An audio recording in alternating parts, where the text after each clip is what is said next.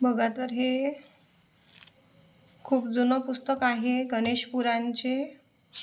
बघा फक्त 20 रुपये किंमत आहे. तर आपण आधी हे गणेशाच्या मूर्तीचे श्री ओझर विघ्नेश्वर गणपती आहे हा. रांजण नावचा श्री महागणपती, पाली महाबलेश्वर. आधी आपण श्री वरद विनायक,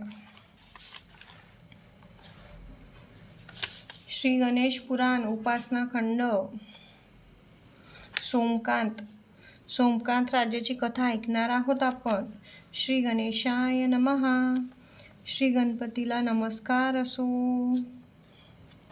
वक्रतुंड महाकाय सूर्यकोटी समप्रभ निर्विघ्नं कुरु मे देव सर्वकार्येषु सर्वदा. बघा आता माझ्यासोबत तुम्ही पण वाचा.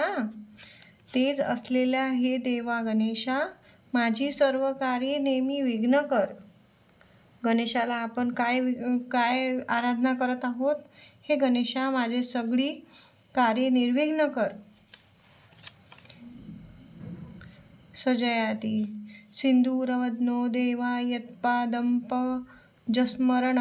वारमरिव तमसा राणी नायशी. विघ्नानाम. मस्तकाला सिंदूर लावलेल्या श्री गजाननाचा जय जयकार असो.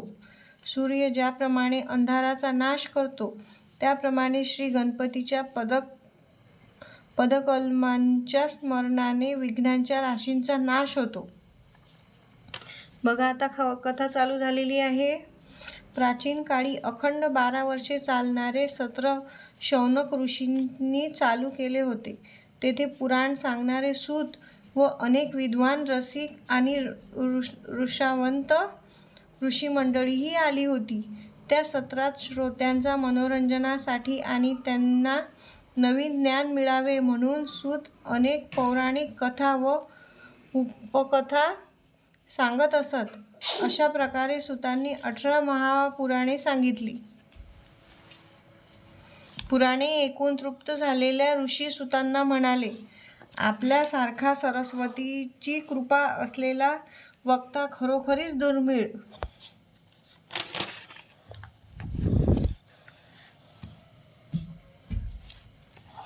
आमच्या पूर्वपुण्याईनेच आम्हाला तुमचा सहवास घडला. आम्ही तुमच्या मुखातून 18 पुराणे ऐकली आणि त्यामुळे आम्ही पापमुक्त झालो. आम्ही धन्य ठरलो. आता अशाच काही पुण्यकथा सांगून आमच्या जन्माचे सार्थक करा. हे ऐकून आनंद झालेले सूत त्या ऋषींना म्हणाले, आपण सर्व मंडळी थोर व भाग्यवंत आहात. तुमच्या प्रश्नाने मला फार आनंद होत आहे. तुमच्यासारख्या श्रोत्यांना पुराण कथा सांगण्यात मला विशेषच आनंद वाटतो. आजपर्यंत तुम्हाला मी 18 महापुराणे सांगितली. तशीच आणखी 18 उपपुराणे तुम्हाला सांगण्याची माझी इच्छा आहे. या 18 उपपुराणात नारसिंह, नारदीय व गणेश ही सर्वश्रेष्ठ पुराणे आहेत. यापैकी प्रथम मी तुम्हाला गणेश पुराण सांगणार आहे. हे पुराण मृत्यूलोकात नुसते ऐकणेही दुर्लभ आहे. बघा तर याच्यात काय सांगितलेलं आहे? हे पुराण मृत्यूलोकात म्हणजे आपण मृत्यूलोकातच राहतो आहे. कलियुगात म्हणजे मृत्यूलोकात. हे पुराण मृत्यूलोकातच नुसते ऐकणेही दुर्लभ आहे. 4 मुखांचा ब्रह्मदेवही जिथे गणपतीचे संपूर्ण वर्णन करू शकत नाही, तिथे मी गणेशाचे महात्म्य काय वर्णन करणार. सृष्टीची उत्पत्ती, स्थिती व लय करणारे ब्रह्मा, विष्णू व महेश हे गणेशाच्या कृपेने आपले नेमलेले कार्य पार पाडित असतात. पंचमहाभूतेही याच गणेशाच्या आज्ञेने आपापली कामे करतात. माझ्या अल्पमतीप्रमाणे हे गणेशाचे महात्म्य तुम्हाला संक्षेपाने सांगणार आहे. आपण हे श्रद्धेने ऐकावे.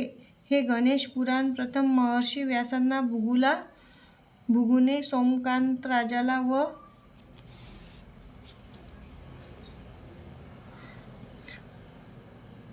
सोमकांताने हे सर्व लोकांना सांगितले.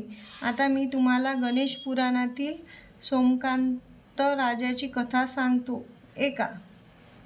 सौराष्ट्र देशात देवनगरामध्ये पूर्वी सोमकांत नावाचा एक राजा होऊन गेला. तो धर्मनिष्ठ व अर्थसह वेद जाणणारा होता.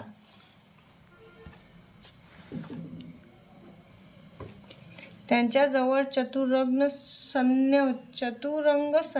सैन्य होते. बुद्धीने तो बृहस्पतीसारखा होता. त्यांचे ऐश्वर्य कुबेरालाही लाजवणारे होते. तो क्षमाशील आणि तेजस्वी असा राजा होता. त्या सोमकांत राजाने विद्याधीश, रूपवान, क्षेमंकर, ज्ञानगम्य आणि सुबल अशा नावाचा 5 प्रधान होते. हे सर्व कुशाग्र बुद्धीने आणि अतुल पराक्रमी होते. शिवाय ते सर्व राजकारणात अत्यंत दक्ष होते. त्यांनी आसपासचे अनेक प्रदेश जिंकून सोमकांताचा राज्यकारभार चातुर्याने चालविला. त्या सोमकांत राजाची सुधर्मा नावाची राणी होती. ती अत्यंत सुंदर आणि पतिव्रता होती. ती धर्मशील व अतिथीचे स्वागत करणारी होती. अशा या धर्मपरायण दाम्पत्याला एक बुद्धिमान मुलगा होता. त्याचे नाव हेमकंठ. त्याच्या अंगी 10,000 हत्तींचे बळ असून तो अत्यंत बलशाली होता. अशा प्रकारे चतुर्प्रधानासह आणि पत्नी व पुत्र या 6 पराक्रमी राजाने मोठे यज्ञयाग करून पुष्कळ वर्षे राज्य केले. बघा, तर गणेश पुराणाचा पहिला सोमकांत राजाची कथा आपली पूर्ण झालेली आहे. जर तुम्हाला पूर्ण सोमकांत राजाच्या जर कथा ऐकायच्या असतील तर चॅनलला शेअर करा, सबस्क्राईब करा. चला तर भेटू आपण दुसऱ्या सोमकांत राजाची. बघा, तर 156 कथा आहेत ह्या. अशाच कथा ऐकण्यासाठी सबस्क्राईब करा, शेअर करा. श्री गणेशाय नमः.